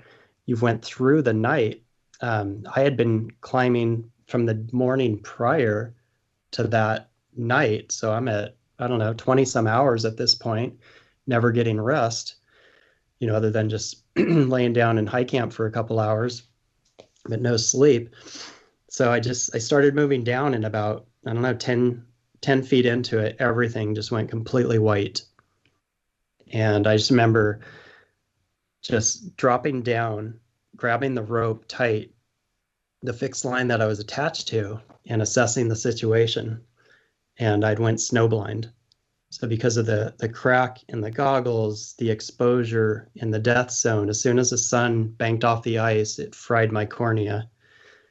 And with snow blindness, it's not like blind where everything's black. It's bright white. It's very painful. It's like breaking potato chips and putting them in your eyelids. I mean, you just realize how often your eyelids flutter, but you can't see anything. If you put your finger in front of you, you'll know that something moved, but there's no way that you can focus on it. And I just remember at that point, I was the highest person in the world, completely alone and blind. And I just remember, as simple as that, I got up, no one's coming to get me. And I started moving. And hand over hand, I started making my way down the mountain. And I tried so hard throughout all of this to use my eyes. I'm not gonna say that I was just Mr. Superman or anything. It was keep the panic in check, keep moving forward, find a reason to take a step forward. And I would take the rope and like be looking at it, and I couldn't see anything. So I was forced to use my other senses. So I would hear the wind gusts coming up over the ridge, and I would just hunker down to lower my center of mass as it would just blow over and kind of like knock me sideways. I'd stand up, take another step, and went across that Cornice Traverse, that 2-mile drop on each side, and was very much aware of it. Got to the other side of that, and I hunkered down often because that wouldn't have been fun. But I mean, it would be a cool way to go. But That's one way I to go, needed, I suppose. that's one way to go. But I had to find a way. I had to get home to my family. And this whole time I couldn't see anything, but I felt this presence around me. Like I didn't overthink it, but it felt like if you and I are in a room and you close your eyes, I don't say a thing, but you know I'm there. It's just this, I don't know. But I didn't really think too much about it. I didn't feel alone. So I got to the top of Hillary Step, which is that 40-foot rock climb. I reversed my gear and rappelled down. And I remember just kind of slipping out because it's metal, steel crampons on rock, slipped out, pendulumed around, hit the wall, slid down to the base. And I remember just laying there, kind of contorted, but assessing the situation. Like, was I broken? It's like, I think I'm okay. Mm-hmm. But just sat there, got a thermos out, which was a lot of work to like get some water, but I was so thirsty. And again, just felt this presence, drinking, and then had to climb back up the south summit. And on the other side of the south summit, I felt a pop.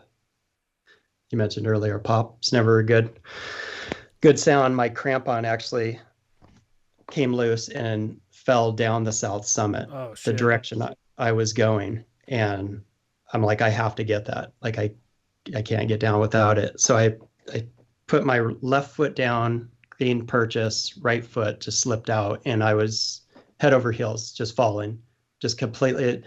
I've equated to go to your roof, close your eyes, and jump off. It's that helplessness. I was attached to the rope. Eventually, it shock loaded and pulled on the anchor. I'm upside down, my arms, everything's sprawled out. My mask is ripped from my face. My oxygen bottle is coming out of my pack, and I'm upside down. And I have so much effort to right yourself. And I do, and I'm just laying there, and I'm like trying to get my mask back on, and just taking these deep breaths, and my heart is just ripping out of my chest. And calm down, and miracle. I don't know where we're at on miracles, but my crampon, I saw this yellow blurry object like above me, and I remember crawling up to it and getting it, and I put it on, torqued it down, torqued the other one down, and started side traversing over to the rock area, which is the way I came up. And a slab avalanche, that's where a layer of snow on top of snow broke loose. And I remember immediately feeling just both feet slipped out. I grabbed with my climbing glove, my leather glove, and it actually, I was accelerating so fast it burnt a line straight through my glove. Oh man. And I felt that, and I stopped myself. And again, my heart is just racing. So it's all of these things that when you're at high altitude, you can get pulmonary cerebral edema, where things are swelling and you're reacting to the altitude. Your body's reacting. You know, there's a lot of times when I look back and I probably shouldn't be alive, but I didn't overthink it. Didn't overthink this presence around me. I got back to where Pasang had turned around, and I almost walked right past that oxygen bottle, and I knew I'd be out soon. And it was just this orange thing, and I remember just laying down next to it and fumbling with my regulator. Can't see, put it on, and it just wouldn't work.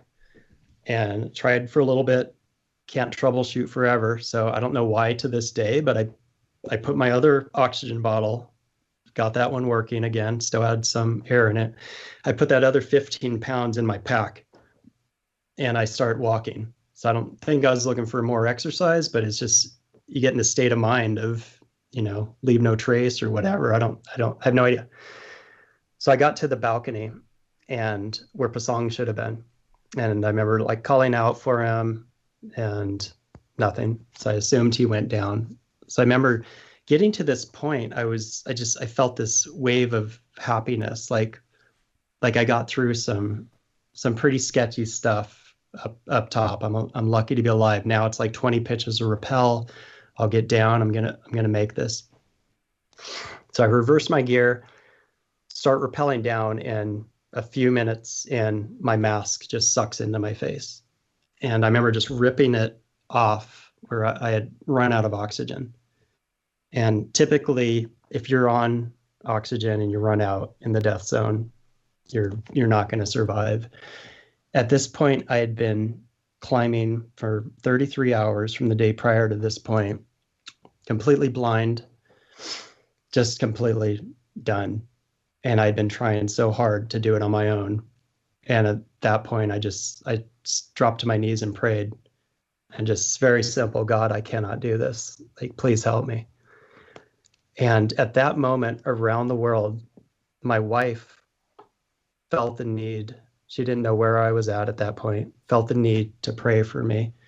A good friend did the same. And people I didn't even know that just knew I was climbing reached out, months later, telling me at this time, I just felt an urge. I needed to pray for you. So I'm on the mountain. I say that simple prayer, and immediately it felt like someone lifted me to my feet. I had this unexplained energy.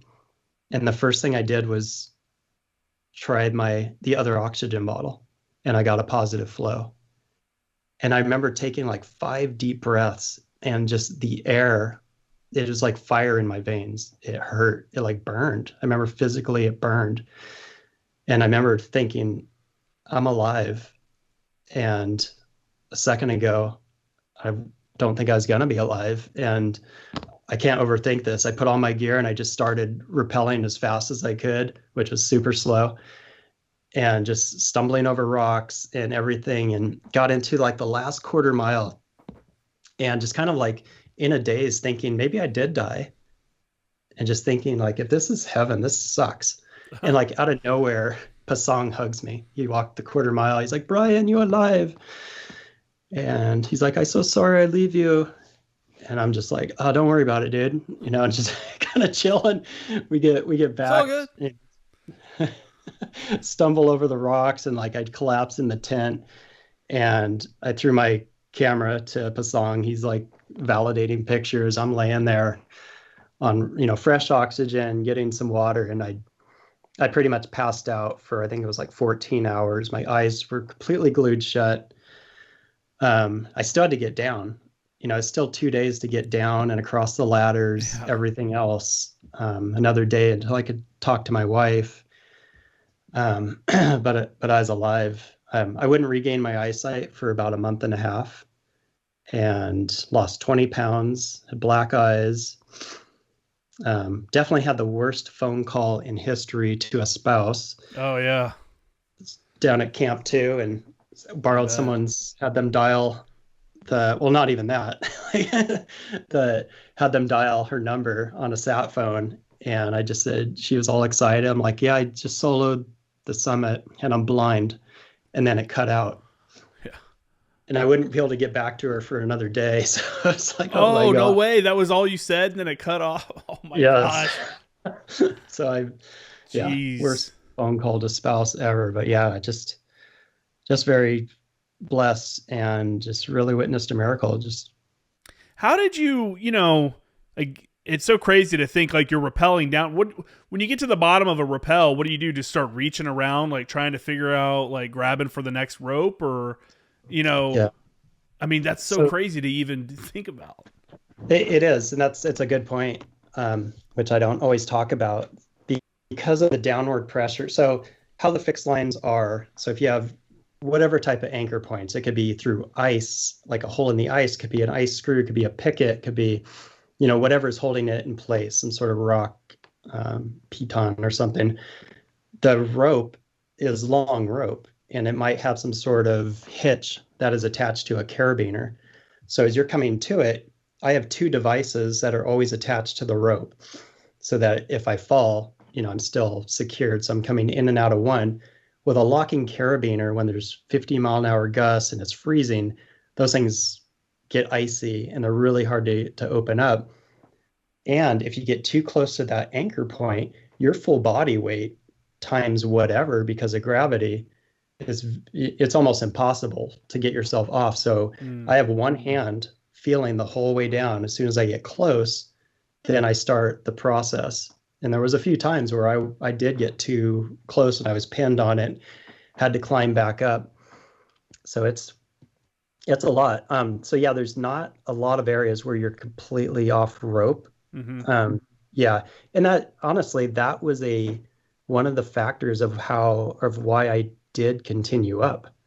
If there weren't fixed lines, it'd have been probably a worse decision than it was. Oh, for sure. I mean, there would have been no way to find your way back down. No, The I'd still be reality, there. that's like a handhold. I mean, not great still, situation not great, but better than nothing. Trying to Yeah, feel your way around, you probably would have just fallen off the side of something. yeah, That's so yeah. crazy.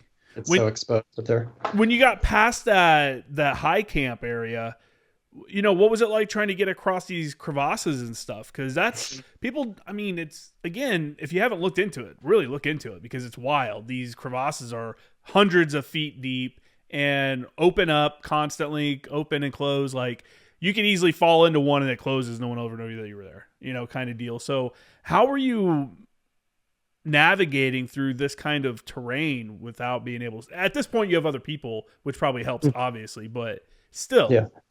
So the whole section of the Western Combe, it's this valley. There are no ropes. So I almost walked right into an open crevasse because there's like step over ones, and he's like, whoa, whoa, whoa. That was getting into camp too. But yeah, getting down, it was kind of the same. I was still on my own, but Pasong came down with me, and at least I had someone there. But it was, for the most part, we're all still just going down and at our own pace, and it was painful. It's just so bright, and on the ladders, yeah, I crawled.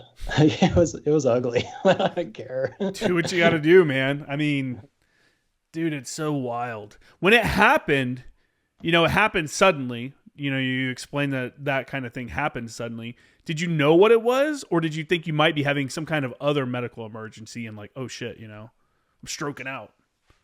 Yeah, yeah, yeah. I mean, everything kind of flies through your head, but it was pretty obvious. Everything else was functioning. I couldn't see. I Had you experienced snow blindness before? No, No. no, I don't recommend it. Oh So, man, I've heard about it. I remember when I was a kid, my dad was in the army and he had like an army like survival handbook or something like that. And I remember reading through it and it would show like making the glasses you'd have to make if you were like in the Arctic or whatever and you don't have yeah, it's goggles. It's a little a slit. Yeah, like yeah, bark with a little slit in it to yeah, help yeah. block some of the sun rays that are going in. I had heard about it, but I've never heard anybody explain it. I didn't know it was like a bright white light like that, and just Yeah, yeah. It's like a light bulb right in front of your face. I've seen plenty of people that have experienced it. One guy was coming down, being helped down the day I was heading up to high camp because he was snowblind. Like that was almost a premonition in itself. yeah. And yeah, I went through SEER school in the Navy, and yeah, we kind of went. You brief through that stuff, like if you're not operating in that area, but yeah, not haven't had it since, and hopefully never do again. It's funny because I was on Anderson Cooper. I was in studio with him, when my book came out, and he's telling me about he was in Portugal and on his wave runner, and you can get it from snow blindness. It can come from just banking off the ocean and stuff. And he's like, I don't know how you did it. Like I couldn't even get from one side of the hotel room to the bathroom. I'm Yeah. like, yeah, you got to figure it out. I mean, that's one of those situations where you can sit down and feel sorry for yourself and just die, or do something about it, And that's Well, really I the figured choice you had. I figured I was probably gonna die, so I was just gonna give it all. Like if I'm gonna die anyways, let's do everything I can. I'm not gonna think about that because that's just gonna put me in a closed mindset. I'm Mhm. gonna have this fixed mindset, and I'm gonna survive this. And if not, at least I tried. I imagine, the experience of being a rescue swimmer and the ability to manage your own like fear and emotions every time you're jumping into the ocean, to go save somebody probably helped you in that situation to be able to manage that kind of like I mean immense stress. Yeah. So it's interesting, and yes, all of that. So the whole reason I wrote this next book that's coming out in the fall called Calm in the Chaos is because when I go around and give talks about Everest and my experience, that is the biggest question. How did you not panic up there? And the job that I did, and a lot of jobs that we do in the military, but ours in particular, they induced panic every day. Mm-hmm. Because if you can't, get beyond that panic to save another life, then you're no good. And so what I wanted to do, I thought, oh, this could be interesting. So one, telling stories that have never been told and panic inducing situations. Some of these rescues are just incredible, and I can't wait for people to read them. But what can I abstract from our training and experiences to help normal people in their lives that are panicking because of their relationships or finances, COVID, whatever in their life? If they can like get a small glimpse, obviously we're wired differently. We've been through some pretty intense training and experiences and different mission sets. But, if there's like a mindset or, just what can help people with their attitude, their breathing, their faith, their focus, embracing the suck in these situations that seem like they suck in the moment, but all you have to do is, I don't know, get away from it for a second, go get some outdoor therapy, whatever it takes. You Mm-hmm. have to find a reason to survive. Figure out a reason to take one more step forward. Yeah. Yeah. I mean, yeah, it's a lot of people wouldn't have, man. A lot of people would have let that panic overwhelm them, and then, that would have been it. But a lot of jobs in the military really push that, get comfortable being uncomfortable, Mm-hmm. kind of mentality, and how to operate in these stressful environments and stuff like that. And again, we were talking about it earlier,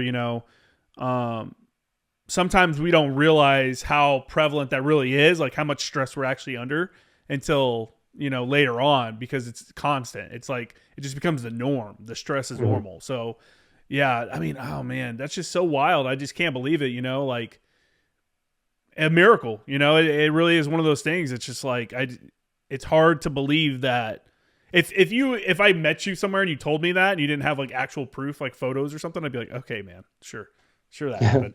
Oh, you came down from Everest by yourself with being blind.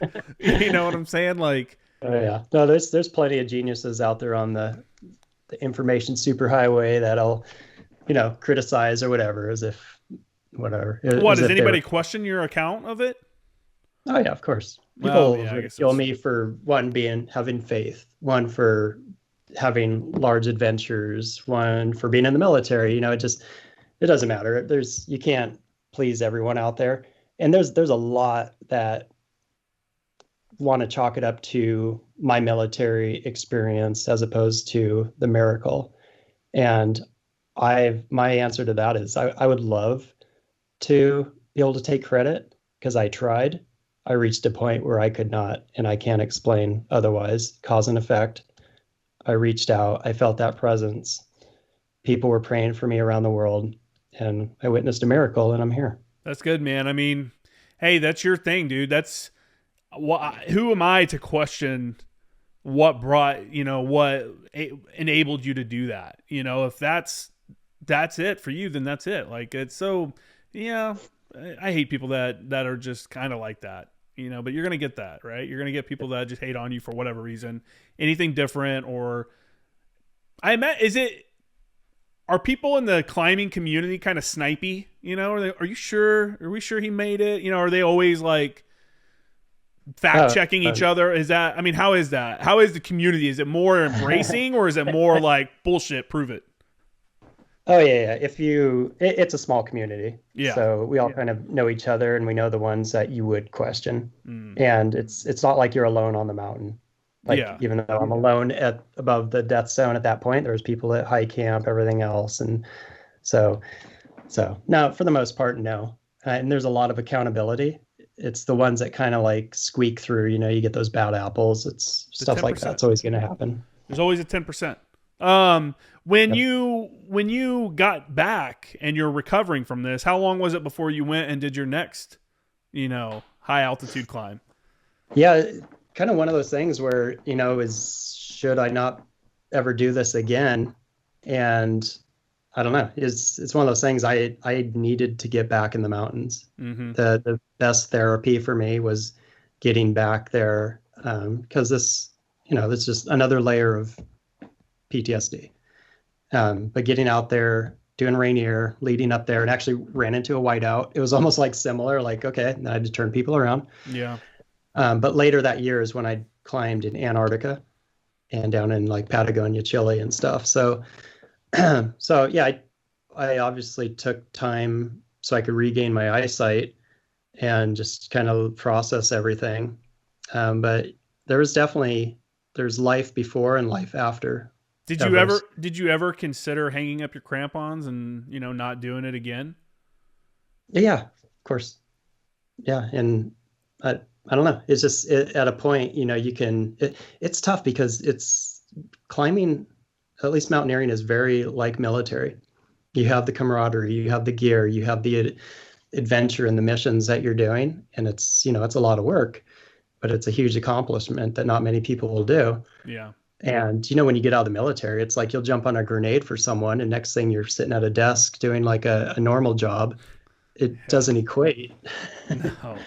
That's, and that's something I've talked about on the podcast a lot is people, they hate the military or whatever. They just want to get out and they want to get away from it and just go live a regular life or whatever. And then they get out into the real world and see that most people just don't care about stuff.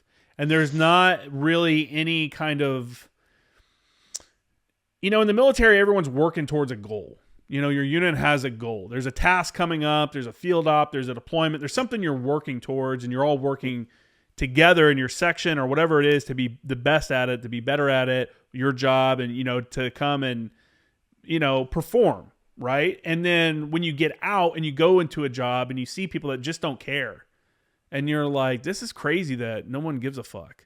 Like even just going off base, on base, there's a dress code when you go to the commissary. There's a dress code at the PX. You can't, the base is clean and taking, and then you come off base. I'm in Southern California, San Diego, which you come off base and then you see like homeless people and you see like all this other trash blowing around, it's just like people just don't give a fuck. And you don't realize how much that matters until you get out and you're kind of away from that and you're like, damn. And that's where people have to find a purpose following their military service. Find something that you do care about and get in with those like-minded people in that community that also care. That's the only way you're going to experience, I think, anything similar to the military camaraderie and stuff is because you guys are all, all about this one thing and everyone gives a fuck and everyone, we all try and we, I don't know. You know what I'm saying? I know it's maybe, I feel like I'm being confusing for people that aren't, in the military or whatever, but there's no way you could explain it that they might get it. If you haven't served, you don't have that camaraderie. It's tough. And I think what's important too is you can't do 20 years and then boom, decide to do whatever that is next. You got to have some overlap. You got to start planning because that day will come and you're not prepared for it. You're so used to doing one thing. The mind doesn't work that quickly. It could be exciting at first, but then it'll fizzle. It'll be exciting because it's new and it'll fizzle and you'll realize, oh, this sucks. And I missed the chaos. I fucked up. Yeah. I knew a guy who's planning on getting out. And then like a month before he got out, he's like, I have zero plans. Like I don't have anything planned. And he ended up going into the reserves for a little while, which he hadn't planned on doing, but it was an easy like, okay, well, here's a guaranteed check every month. I get a little bit of money while I figure out whatever else I'm going to do. And it's guys that do that have a tough time. You really gotta, when I decided to get out of the Marine Corps, it was 2 years out from my EAS. I was like, fuck it. This is it. I'm done. The week that I decided to get out, or actually it was the following week, I went down to the education center on base for the first time and got signed up for college classes and started just trying to crush college classes so that I didn't have to take those when I got out. And people definitely got to do that, have a plan and everything. But, man, I don't know. I really appreciate you coming on and telling your story. People got to check out your book, Blind Descent. And, I checked it out on Amazon.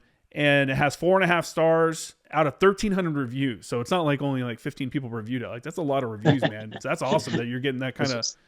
Yeah. I don't know how they haven't made a movie about this. I mean, I know there's been some reenactments created and stuff for different programs. I saw when I Googled your name and stuff, but there should be like an actual movie because that would be a thriller for sure. To just that whole experience. I mean, just I don't know. I'm fascinated by anybody that can go and do something like that. So I appreciate you coming on. Where can people find you and find your book? Yeah, probably the best. I mean, you can Google me, Brian Dickinson, but briandickinson.net. It's got everything linked there, and every social media flavor out there, Brian C. Dickinson. But yeah, no, I appreciate you having me on as well. It's a great podcast. Yeah, man, I appreciate it. I will put your link in the description. My website's jkramergraphics.com and anglocoshop.com. My Instagram is Former Action Guys and Former Action News. Hit me up, and that's it, man. I really appreciate it. That's Cool. it. Thanks, man. And we're all done.